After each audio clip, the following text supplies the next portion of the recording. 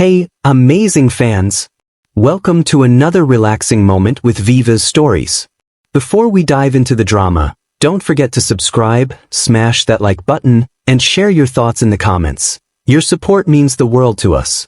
Now, grab a seat, sit back, relax, and let's journey into the story together. To the world, Seyi and Owolabi were the golden couple of Lagos. He was the shy tech genius who launched Skyvent, a billion-naira AI firm. She was the poised founder of the Amara Foundation, a high-profile women empowerment NGO. Together, they graced magazine covers and gave interviews filled with curated laughter and harmless banter. But no one noticed that Seyi never spoke freely. Not even at their 5th anniversary gala. Journalists crowded the red carpet. "Seyi, what inspired your latest app?" He smiled politely. Amara stepped forward, adjusting the mic with grace. "My husband is a visionary," she said. "But he's not one for speeches. I'll answer for him." The crowd chuckled. Cameras flashed. Inside the hall, Seyi's mother, Mama Saad, watched quietly from her seat. She didn't laugh. Later that night, guests toasted to their flawless love. In their private suite upstairs, Amara turned to him. "You didn't speak out of turn tonight, did you?" "No," Seyi murmured. "Good," she said, pressing a kiss to his cheek. "Keep it that way. You're best when you're quiet." He nodded. Behind his eyes, something dimmed. 2 years before the fame and the lights, Seyi was drowning in debt. His startup had just crashed, and loan sharks were circling. That's when Amara walked in, elegant, confident, and calculated. They met at a tech conference. She bought his product, offered him a deal, and paid off his loans, all within a month. "You need a partner who can protect your brilliance," she told him. He thought she meant business. He didn't realize she meant ownership. Within 6 months, they were married. Amara's lawyers drew up papers for Skyvent's restructuring. She had 60% control. She introduced him to elite clients, on one condition: he was never to embarrass her publicly. "What does that mean?" he once asked. "It means don't speak unless it's absolutely necessary. You tend to ramble when nervous." She always said it with a smile.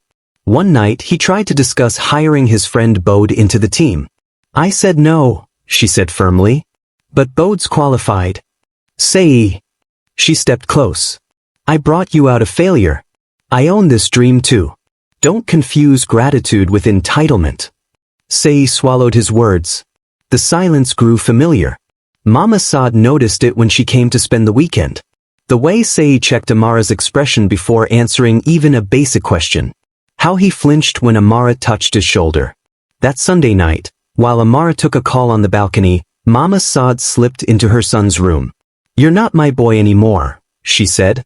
"You used to talk, argue. Now, you just nod." Seyi forced a smile. "I'm just focused, Mama. Running a company now, being a husband, being a prisoner." He flinched. "You don't understand," he whispered. "She saved me."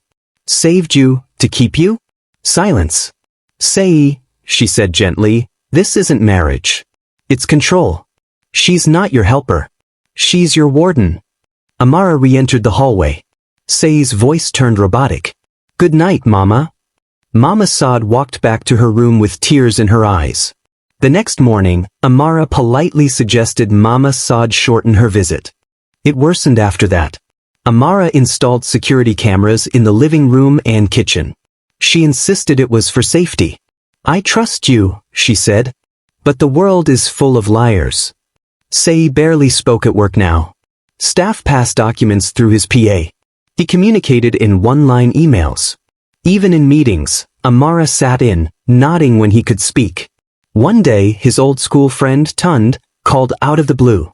"Guy, I've been trying to reach you. We're doing a reunion next week." Seyi hesitated. "I'll think about it."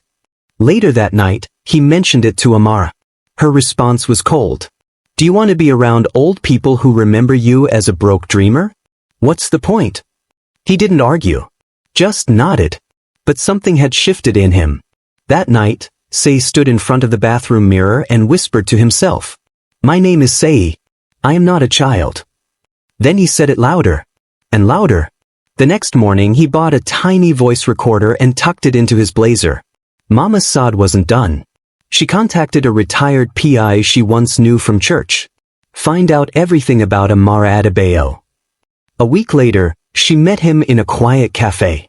She was engaged once. David Olanrewaju, he said. He disappeared after calling off the wedding. Disappeared? Mama Saad blinked. He changed his name. Left the country for 3 years. Came back and never spoke of her again. Mama Saad found David through a mutual friend. Now going by Lanra. He lived in Ibadan. They met in secret. David looked older, weary. You're his mother? He asked. Yes. He looked down. Then save him. He told her about Amara's mind games, fake pregnancy, staged suicide threats, and financial blackmail. I was in love. But she doesn't love anyone. She conquers them. Meanwhile, Amara stood in front of a mirror, adjusting her pearls, sensing the walls shaking, but not crumbling yet. Seyi's hands trembled as he copied the number Mama Saad gave him. Lanra. The man who once loved Amara and lived to escape her. He waited until Amara left for her spa appointment, the one place she never answered calls. Sitting on the balcony with the ocean breeze brushing his cheeks, he dialed. Hello. Lanra, this is Seyi Owolabi. There was silence on the other end. Then a slow, tired sigh.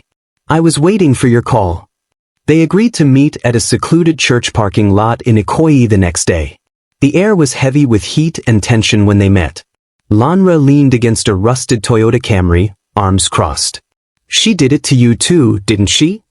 Seyi said nothing. You think you're going crazy, Lanra continued. But you're not. She isolates you, praises you, then punishes you for breathing wrong. Seyi finally spoke. How did you get out? Lanra gave a bitter smile. I had to lose everything. Friends, family, even my identity. But I got my soul back. They talked for an hour. Seyi recorded everything. He needed proof. That night, Amara lay beside him in bed, stroking his chest. I know you've been digging, she whispered. Seyi froze. You found him, didn't you? He said nothing. She smiled. I warned you. Now I have to remind you who owns this story. Seyi stayed up all night. He played the recordings over and over. Not just Lanra's voice, but his own. The way he sounded, empty, scared, robotic. He needed out. But escaping Amara wasn't simple. She held all the power. His company, his name, his secrets.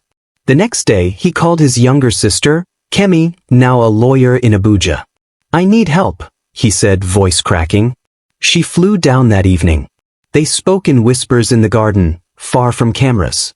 Kemi's face hardened as he explained everything. She's dangerous, she said. But we'll be smarter. They created a plan. Transfer his shares discreetly. Set up a safe house. Leak small details to the press for insurance. Escape under the guise of a tech conference. Before sleeping, Seyi recorded a video. He sat on the edge of the bed, eyes watery. To my child, if you ever see this, it means Daddy had to leave. But I love you. I stayed quiet for too long, and silence almost killed me. He saved the video to a hidden folder labeled backup servers. A fake investor event in Ghana gave Seyi the perfect excuse to leave. He packed only one bag. Kemi waited outside with a driver. But as he stepped into the car, Amara was already there. She wore a white dress and dark sunglasses. Regal. Dangerous. Going somewhere, love? Seyi's throat dried. Kemi tensed in the front seat. You always forget who taught you to lie, Amara said. That's cute. I'm done, Amara. She leaned in. No, you're not. You're mine. Your company, your files, even your story. Try to run, and I'll paint you as a manic abuser. Seyi stayed silent until he reached into his bag. He pulled out a USB stick. This has everything. Your threats. Your calls. Witnesses. Her smile faltered for the first time. I will leak it, he said softly. The same way you leaked my confidence. She didn't follow as the car pulled away. For the first time in years, Seyi breathed deeply. Amara's foundation came under investigation. Leaked audio revealed emotional blackmail, staff mistreatment, and suspicious funding. Social media exploded with hashtags like #SilenceIsNotSubmission and #FreeSeyi. Her sponsors pulled out. Meanwhile, Seyi lived quietly in Enugu under an alias, working with startups and rebuilding Skyvent through a proxy. But freedom wasn't instant peace. He struggled to sleep, jumped at knocks, flinched when someone called his name too loudly. Therapy helped. So did recording voice notes for himself every morning. My voice is mine. My life is mine. Kemi stood by him even as he doubted his strength. Do you think people will believe me? They already do, she said. But even if they didn't, I do. 1 year later, Seyi stood backstage at the Lagos Men's Mental Health Summit. The host introduced him, a survivor, a builder, a man who found his voice. Applause thundered as he walked on stage. The lights were hot, the mic cold in his hand. He looked out at the sea of expectant faces. He took a breath. My name is Seyi Owolabi, he began, and for 3 years, I forgot what my voice sounded like. The room fell into reverent silence. He told his story, not to shame, but to warn. He spoke of love turned control, gratitude twisted into chains. And when he finished, people rose to their feet. He smiled. This time, not for show. This smile was his. Thank you for watching. Make sure you like and subscribe. Don't forget to turn on the notification bell for newly created content.